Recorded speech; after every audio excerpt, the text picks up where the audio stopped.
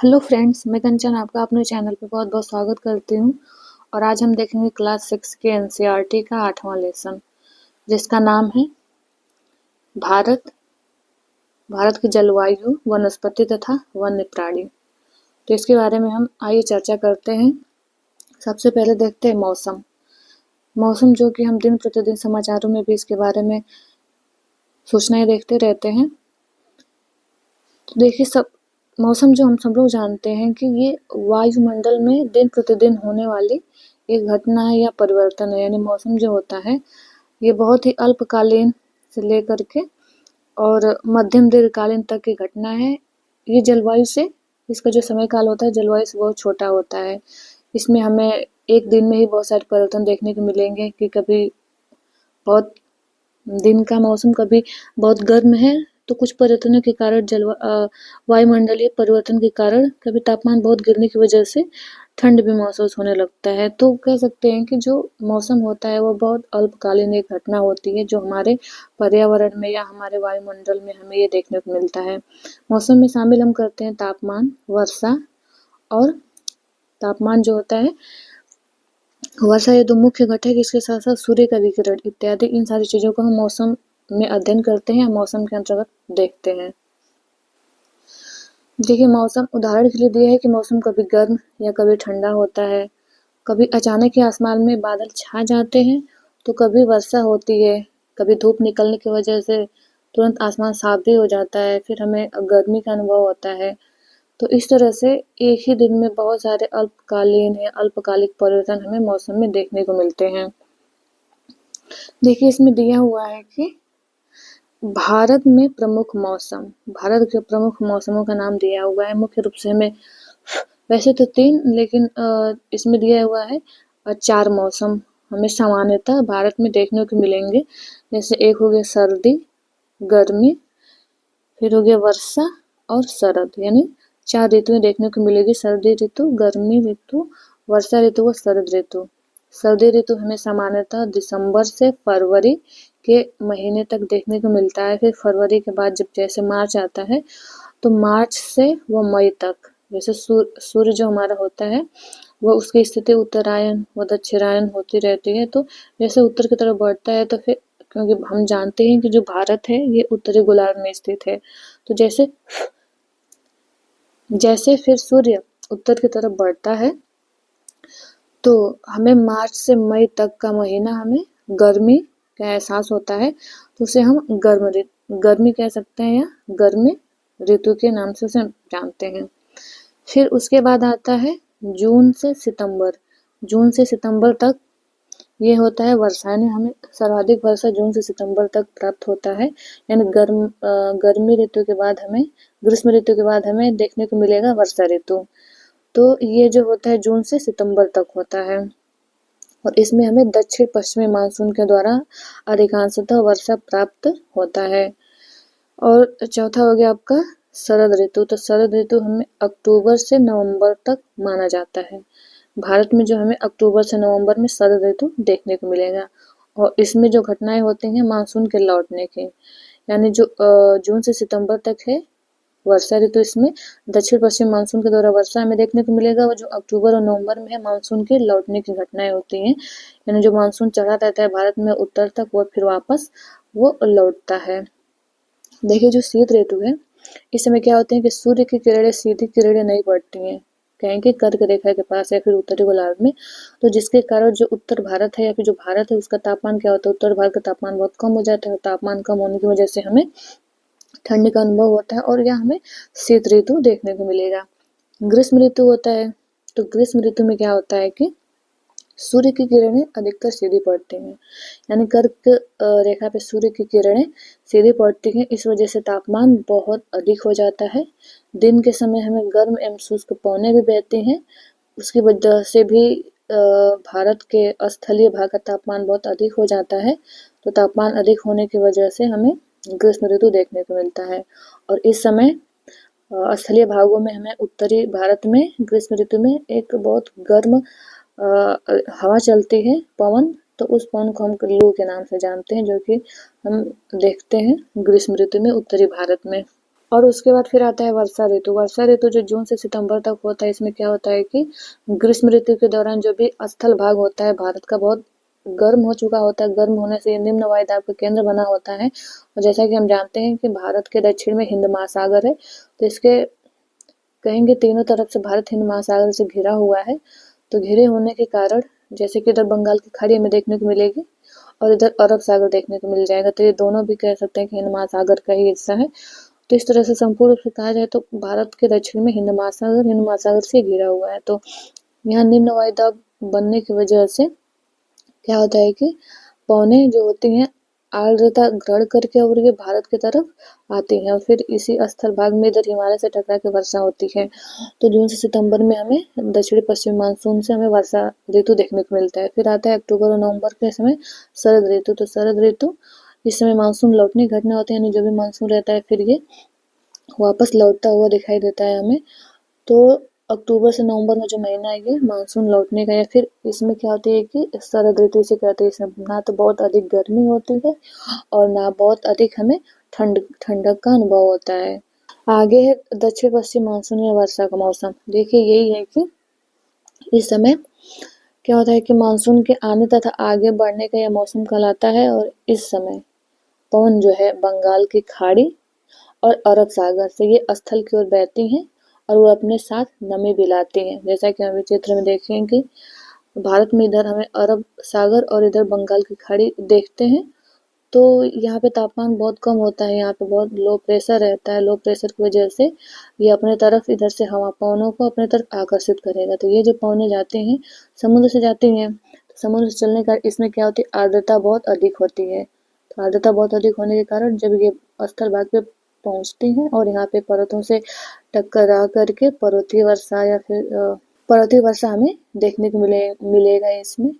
वैसे इधर पश्चिमी जो घाट पड़ जाता है यहाँ पे पहाड़ियों से टकरा करके वर्षा ऋतु में बहुत अधिक वर्षा करती हमें नजर आएंगी। यहाँ पे दिया है कि मानसून के लौटने का मौसम या शरद ऋतु, यानी शरद ऋतु में मानसून लौटता है तो इसे मानसून के लौटने का मौसम या फिर शरद ऋतु के नाम से जानते हैं। इसमें दिया है कि इस समय जो पवन है वो स्थल भागों से लौटकर क्या होता है कि बंगाल की खाड़ी की ओर बहता है। तो यह मानसून के लौटने का मौसम होता है। भारत के दक्षिणी भागों में देखिए, दक्षिण भागों में तो सामान्यतः जो मानसून लौटता है उसके द्वारा हमें तमिलनाडु व आंध्र प्रदेश में इस मौसम में हमें वर्षा होती नजर आएगी। यानी शरद ऋतु में हमें तमिलनाडु व आंध्र प्रदेश में वर्षा ऋतु देखने को मिलेगा। वर्षा की मात्रा इन्हीं दो राज्यों में अधिकांशतः लौटते हुए मानसून से प्राप्त होता है। देखिए जो जलवायु दिया है, जलवायु जो होता है ये होता है एक मौसम की औसत दशा होती है। दीर्घकालीन मौसम की औसत दशा को हम कहते हैं जलवायु। यानी ये एक लंबे काल का होता है मौसम की अपेक्षा है। जैसे मौसम हमें दैनिक देखने को मिल सकता है, एक दिन में ही परिवर्तन उसमें देखने को मिलेगा। साप्ताहिक हो सकता है, मासिक, या एक वर्ष में हमें 2-3 मौसम देखने को मिलेंगे। लेकिन जो जलवायु होता है ये कई वर्षों का एक औसत दशा होता है, यानी कई वर्षों को मिला करके उसके मौसमी दशाओं को अध्ययन करके उस आधार पे हम जलवायु का निर्धारण करते हैं। तो जलवायु कह सकते हैं कि मौसम की ये औसत दीर्घकालीन दशाओं का योग होता है। जैसे हम भारत के बारे में बात करें तो भारत की जलवायु कैसी है, देखिए यहाँ पे दिया है कि भारत की जलवायु है मानसूनी जलवायु है। और हम सब जानते हैं कि भारत की जो जलवायु वो मानसूनी जलवायु है।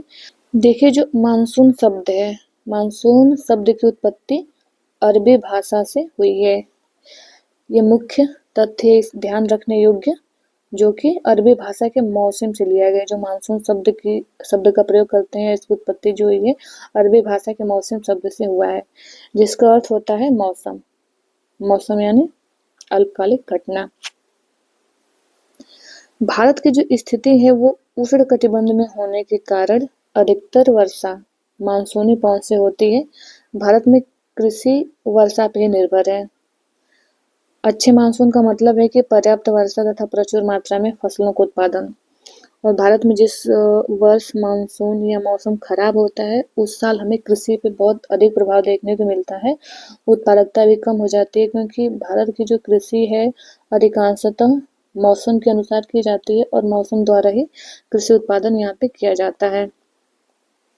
यहाँ दिया है कि जो कोई भी स्थान होता है, किसी भी स्थान की जो जलवायु होती है उसकी स्थिति, यानी जलवायु का जो निर्धारण हम करते हैं वो उसकी स्थिति, ऊंचाई, समुद्र से दूरी तथा उच्चावच पर निर्भर करता है। यानी जलवायु जो है इन सारे तथ्यों की वजह से, इन सारे कारकों की वजह से, जिसमें कि स्थिति, ऊंचाई, समुद्र से दूरी, उच्चावच, ये सारी चीजें शामिल है, इन सब के प्रभाव का कहेंगे, प्रभाव का प्रतिफल होता है। देखिए हम भारत की जलवायु की बात करें तो भारत की जलवायु में हमें बहुत सारी विभिन्नताओं का या क्षेत्रीय विभिन्नताओं का अनुभव होता है। जैसे हम राजस्थान का देखें तो राजस्थान के मरुस्थल में स्थित जैसे जैसलमेर हो गया, बीकानेर, ये सारे बहुत गर्म स्थान है। और वहीं हम जम्मू कश्मीर देखें तो जम्मू कश्मीर का जो द्रास है एवं कारगिल, ये सारे क्षेत्र हैं, ये बहुत ही बर्फीले ठंड वाले क्षेत्र हैं, बर्फ जमे रहते हैं, बहुत सर्दी पड़ती है यहाँ पे। वहीं हम यदि तटीय क्षेत्र में आते हैं तो तटीय क्षेत्र में जैसे महाराष्ट्र मुंबई हो गया, पश्चिम बंगाल में कोलकाता, इन सारी की जलवायु हमें मध्यम देखने को मिलेगी, क्योंकि ये बहुत एक कहें कि विशाल राशि जल राशि और फिर स्थल खंड दोनों के बीच में होता है, तो यहाँ पे एक संतुलन रहता है। तो यहाँ की जलवायु जो है मध्यम प्रकार की है, ना अधिक गर्म है ना ही अधिक ठंड होते हैं। और समुद्र तट होने के कारण यहाँ का स्थान जो है बहुत अधिक आर्द्र होता है। वर्षा ऋतु मतलब वर्षा के देखें तो जो हमारे देश में मेघालय है, मेघालय में विश्व का सबसे अधिक जो है वर्षा हमें देखने को मिलता है मौसिन राम में। और यहीं यदि हम राजस्थान में देखें तो जो राजस्थान का जैसलमेर है वहाँ पे वर्षा होती ही नहीं है। तो इस प्रकार से जो जलवायु विविधताएं हैं भारत में बहुत अधिक देखने को मिलती है मौसम संबंधी। और ये सब इनके पीछे का कारण वही भारत की जो भू आकृति है या उच्चावच है, तो इस उच्चावच के कारण ही इतने सारे विभिन्नताएं मौसमों में देखने को मिलता है। आगे हम देखते हैं प्राकृतिक वनस्पति। प्राकृतिक वनस्पति देखिए यहाँ दिया है कि देखिए जो हमारे पर्यावरण में, हमारे वातावरण में जितने भी आसपास जितने घास, झाड़ियाँ या पौधे जो बिना मनुष्य की सहायता से उपजे हैं, उन्हें हम प्राकृतिक वनस्पति कहते हैं। यानी प्राकृतिक वनस्पति में विभिन्न प्रकार की घासें, झाड़ियाँ, पेड़ पौधे, इन सबको शामिल करते हैं। तो प्राकृतिक वनस्पति जो है, प्राकृतिक वनस्पति पे जलवायु या वहाँ के मौसम का बहुत अधिक प्रभाव देखने को मिलता है। यानी प्राकृतिक वनस्पतियों का निर्धारण वहाँ पे पाई जाने वाले जलवायु व मौसम द्वारा निर्धारित होता है। वहाँ के प्राकृतिक वनस्पतियों, वन्य जीवों को देख कर के हम अनुमान लगा सकते हैं कि वहाँ पे किस प्रकार की जलवायु है। तो हम कह सकते हैं कि प्राकृतिक वनस्पतियों व जलवायु व मौसमों का बहुत ही घनिष्ठ संबंध होता है।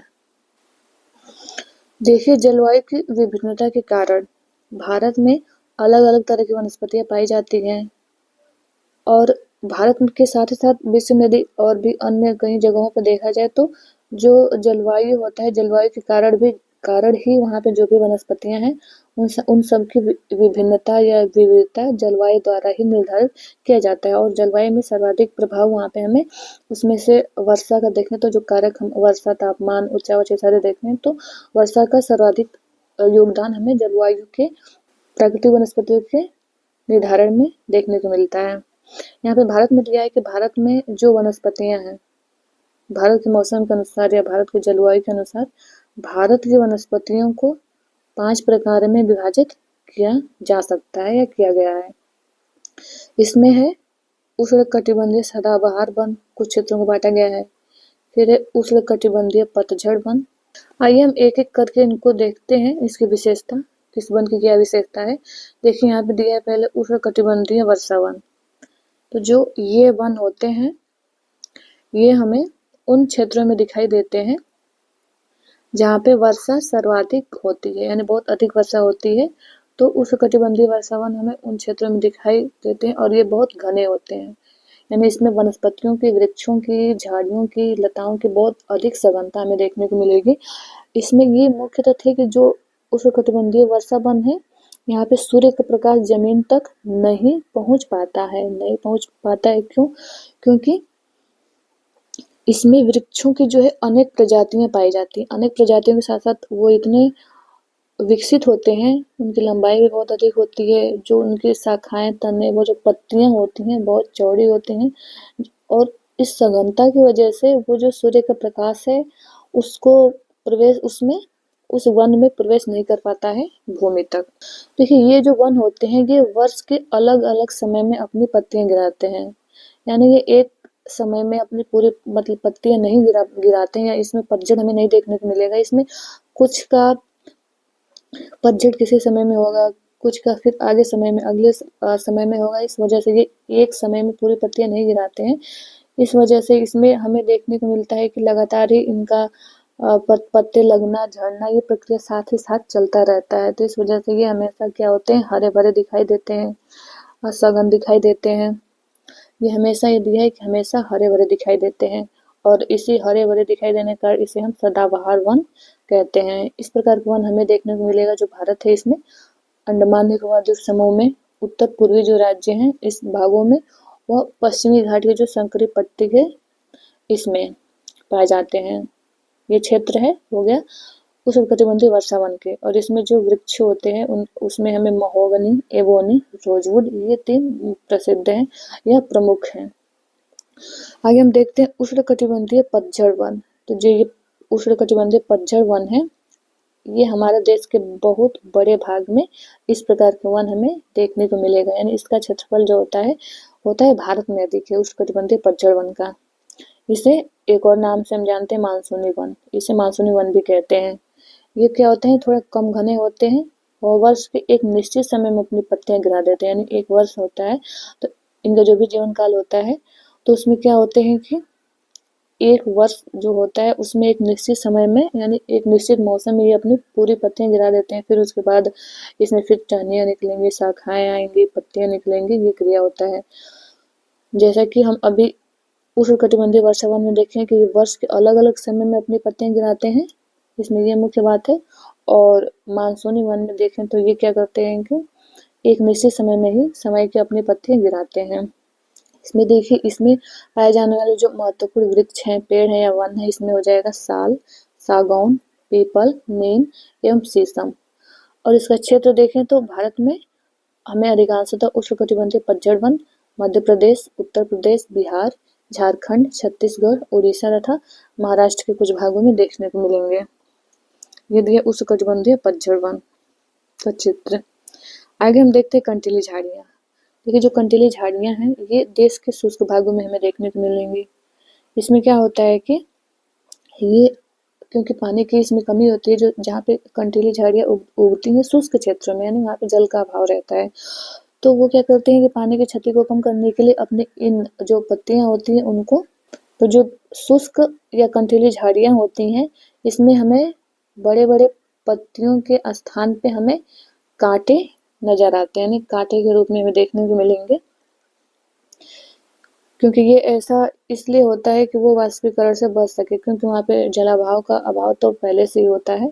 तो इस प्रकार के इसमें हमें बड़े बड़े कांटों के रूप में कहें कि वो पत्तियां जो कांटों का रूप ले लेते हैं।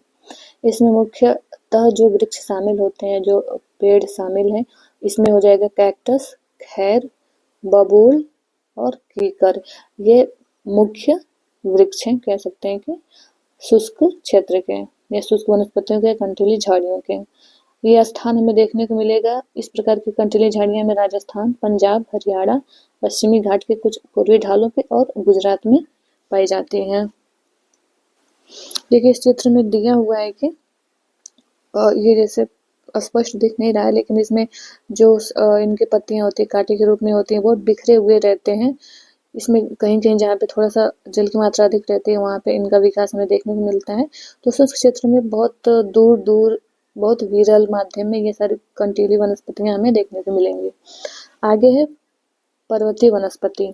जो पर्वतीय वनस्पति होती है इसको हम ऊंचाई के अनुसार वनस्पतियों के विभिन्न प्रकारों में बांटते हैं।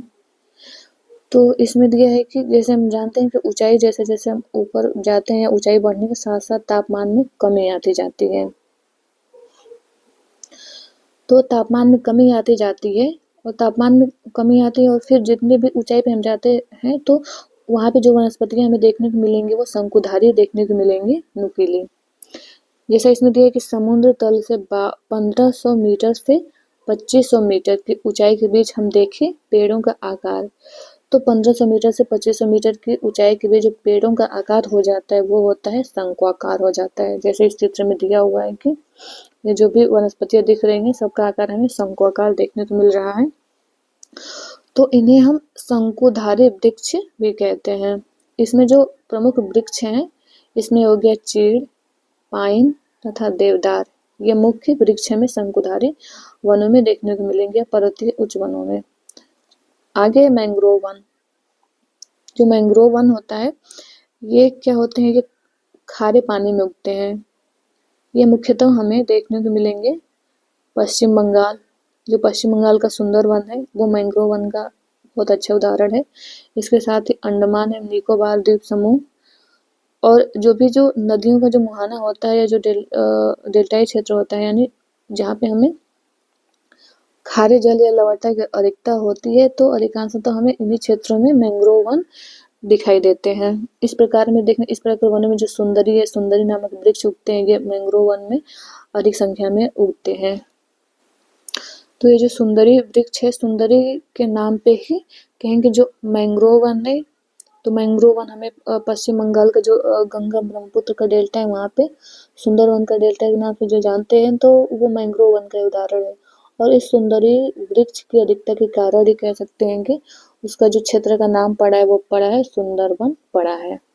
आइए देखते हैं हमें वनों की आवश्यकता क्यों है। देखिए, वन हमारे लिए बहुत ही लाभदायक है।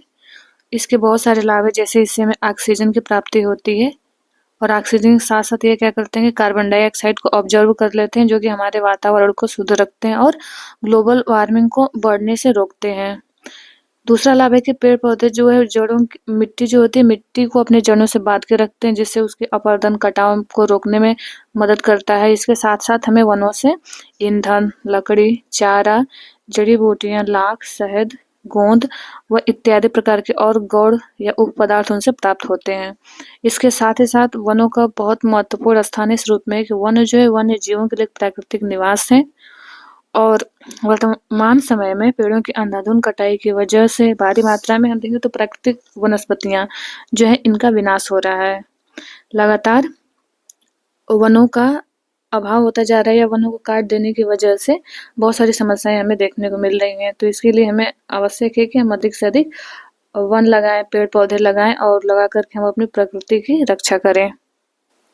देखिए, वर्तमान समय में केंद्र सरकार या राज्य सरकार द्वारा विभिन्न प्रकार के पर्यावरण के संरक्षण के लिए विभिन्न प्रकार के वन महोत्सव या इस प्रकार के बहुत सारे कार्यक्रम चलाए जाते हैं ताकि लोगों में जागरूकता लाई जाए और वृक्षारोपण को बढ़ावा दिया जाए ताकि हम अपनी पृथ्वी को हरा भरा रख सकें। देखिए, जो वन्य प्राणी हैं, सबसे पहले तो वन जो है विभिन्न प्रकार के वन्य जीवों का ही निवास स्थान होता है। इसके साथ साथ ये मनुष्यों के लिए बहुत सारी उप वस्तुएं प्रदान करता है, हमारे वातावरण को शुद्ध रखता है, हमारे वातावरण को संतुलित रखता है।